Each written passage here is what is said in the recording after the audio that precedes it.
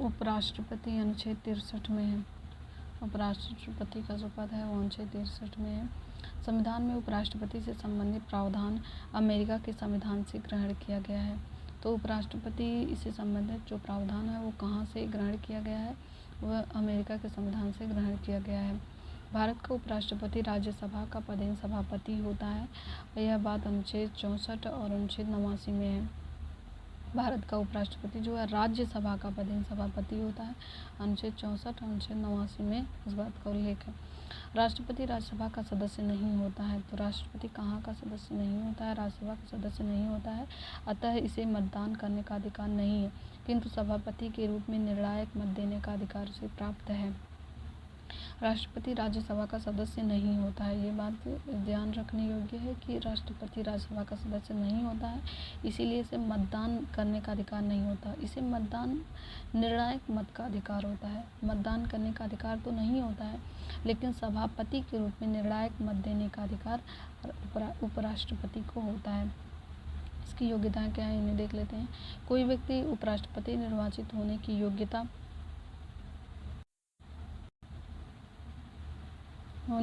कोई व्यक्ति उपराष्ट्रपति निर्वाचित होने की योग्य तभी होगा जब वह पहला है वह भारत का नागरिक हो, दूसरा है वह 35 वर्ष की आयु पूरी कर चुका हो, तीसरा है राज्यसभा का सदस्य निर्वाचित होने के योग्य हो। पहला है वह भारत का नागरिक हो, दूसरा है 35 वर्ष की आयु, तो ये याद रखना है कि 35 वर्ष की आयु पूरी कर चुका हो, और तीसरा है राज्यसभा का सदस्य निर्वाचित होने के योग्य हो। राज्यसभा का सदस्य तो यह नहीं होता है, लेकिन यह राज्यसभा के सदस्य निर्वाचित होने के योग्य हो। चौथा है निर्वाचन के समय किसी प्रकार के लाभ के पद पर नहीं हो। पांचवा है वह संसद के किसी सदन या राज्य के विधानमंडल के किसी सदन का सदस्य नहीं हो सकता। संसद के कोई सदन है या फिर राज्य के विधानमंडल का किसी सदन का सदस्य नहीं हो सकता। और यदि ऐसा व्यक्ति उपराष्ट्रपति निर्वाचित हो जाता है तो वह समझा जाएगा कि उसने उस सदन का अपना स्थान अपने पद ग्रहण की तारीख से रिक्त कर दिया। अगर वह चाहे वो संसद हो या फिर राज्य के विधानमंडल हो, इन दोनों में से किसी भी सदन का वो सदस्य हो, तो अगर फिर वह राष्ट्रपति अगर चुना जाता है उपराष्ट्रपति अगर चुन लिया जाता है, निर्वाचित कर लिया जाता है, तो उसे जो है जिस दिन से वह उस अपना स्थान अपने पद ग्रहण करने की तारीख से रिक्त माना जाता है। जो पहला उसका है यहाँ संसद में या विधानमंडल में, राज्य के विधानमंडल में कोई सदस्यता का जो पद है वो समाप्त हो जाता है। उपराष्ट्रपति के निर्वाचन के लिए निर्वाचक मंडल अनुच्छेद 66 में है।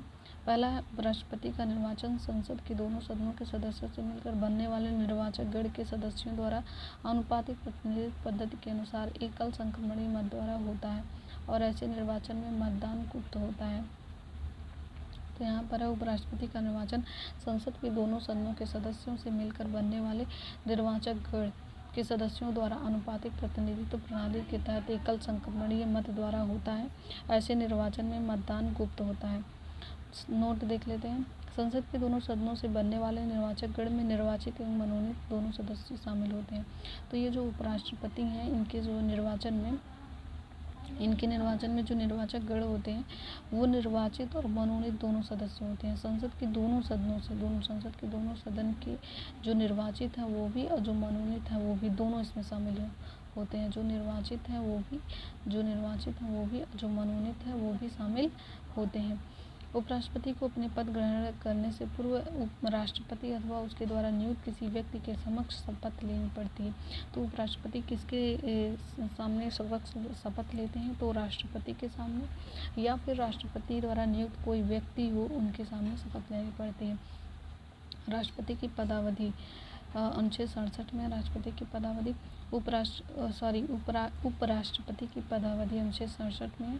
उपराष्ट्रपति पद ग्रहण की तारीख से 5 वर्ष की अवधि तक पद धारण करेगा, परंतु पहला है उपराष्ट्रपति राष्ट्रपति को संबोधित अपने हस्ताक्षर सहित लेख द्वारा अपना पद त्याग कर सकेगा। तो पद त्याग करने के लिए अपना त्यागपत्र किसे देगा? उपराष्ट्रपति अपना त्यागपत्र राष्ट्रपति को देगा, अनुच्छेद 67 में है। दूसरा है उपराष्ट्रपति राज्यसभा के ऐसे संकल्प द्वारा अपने पद से हटाया जा सकेगा जिसे राज्यसभा के तत्कालीन व समस्त सदस्यों के बहुमत ने पारित किया है और लोकसभा सहमत है, किंतु इस खंड के प्रयोजन के लिए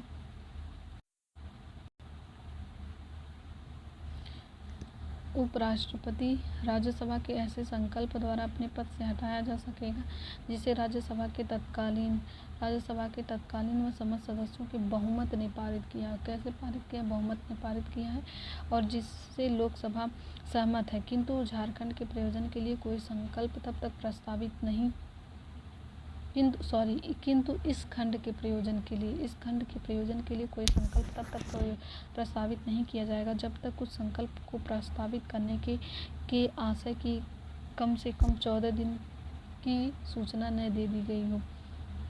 14 दिन की पूर्व सूचना देनी होगी उपराष्ट्रपति को। अनुच्छेद 67 ख में है।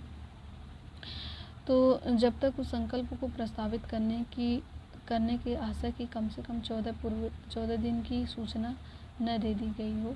अनुच्छेद 67 ख में उपराष्ट्रपति अपने पद की अवधि समाप्त हो जाने पर तब तक पद धारण करता रहेगा जब तक उसका उत्तराधिकारी अपना पद ग्रहण नहीं कर लेता। अनुच्छेद 67 क में है। उपराष्ट्रपति के निर्वाचन से संबंधित विवादों का निपटारा भी राष्ट्रपति की तरह उच्चतम न्यायालय द्वारा किया जाता है। अगर उपराष्ट्रपति के निर्वाचन से संबंधित कोई विवाद हो जाता है तो इसका निपटारा जो है उच्चतम न्यायालय द्वारा किया जाता है।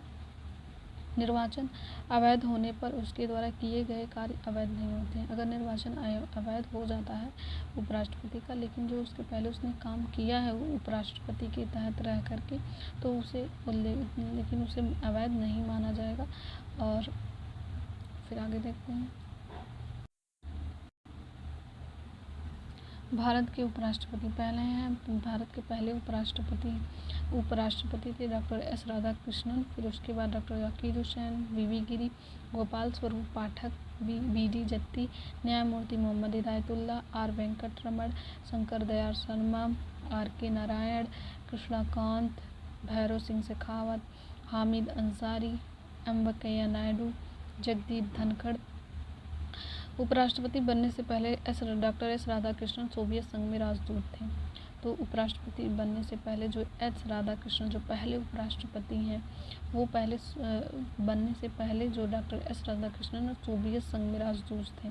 सोवियत संघ में क्या थे? राजदूत थे। एस राधाकृष्णन सोवियत संघ में राजदूत थे बनने से पहले। राष्ट्रपति के पद खाली रहने पर उपराष्ट्रपति राष्ट्रपति की हैसियत से कार्य करता। अनुच्छेद 65 में है। उपराष्ट्रपति को राष्ट्रपति के रूप में कार्य करने की अधिकतम अवधि 6 महीने की होती है। जो उपराष्ट्रपति हैं वो राष्ट्रपति के रूप में काम करें, जो अधिकतम अवधि होती है वो 6 महीने होती है। इस दौरान राष्ट्रपति का चुनाव करा लेना अनिवार्य होता है। राष्ट्रपति के रूप में कार्य करते समय उपराष्ट्रपति को राष्ट्रपति की सब शक्तियों, उन्मुक्तियों, उपलब्धियों, भत्तों, विशेषाधिकार का अधिकार प्राप्त होता है। यानी कि 6 महीने तक जब वो राष्ट्रपति का कार्यभार संभालेंगे उपराष्ट्रपति, तो मैक्सिमम 6 महीने ही होता है। तो मैक्सिमम 6 महीने तक उनको जो है राष्ट्रपति की शक्तियाँ मिलेंगी, उन्मुक्तियाँ मिलेंगी, उपलब्धियाँ, भत्ते, विशेषाधिकार प्राप्त होते हैं उन 6 महीनों तक। फिर उसके बाद देख लेते हैं नोट। जिस किसी कालावधि में उपराष्ट्रपति राष्ट्रपति के रूप में कार्य करता है वह राज्यसभा के सभापति के पद के कार्यों को नहीं करेगा। अगर जो उपराष्ट्रपति हैं वो राष्ट्रपति के रूप में काम करते हैं, तो जो पहले वो राज्यसभा के सभापति के पद के जो उनके कार्य हैं वो नहीं करेंगे। अब केवल राष्ट्रपति का काम करेंगे। 6 महीने तक केवल राष्ट्रपति का काम करेंगे, राज्यसभा के सभापति के पद के कार्यों को नहीं करेंगे। अनुच्छेद 97 के अधीन राज्यसभा के सभापति के वेतन भत्ते का अधिकार नहीं होगा। अनुच्छेद 97 के अधीन जो राज्यसभा के सभापति के वेतन भत्ते का हकदार नहीं होगा। राज्यसभा के सभापति के वेतन या भत्ते का अधिकार नहीं होगा। तो जो उपराष्ट्रपति होते हैं वो राज्यसभा के सभापति के जो वेतन और भत्ते होते हैं उनके तहत उनको ये हकदार उनको जो वेतन भत्ता नहीं मिलेगा। उनको केवल उपराष्ट्रपति के तौर पर ही वेतन भत्ते मिलेंगे। तो अनुच्छेद 97 के अधीन राज्यसभा के सभापति के वेतन और भत्ते का हकदार नहीं होगा। तो ये हो गया उपराष्ट्रपति कंप्लीट। जो इम्पोर्टेंट चीज़ें थी जो एग्ज़ाम में ज़्यादातर मैक्सिमम बार पूछी जाती हैं।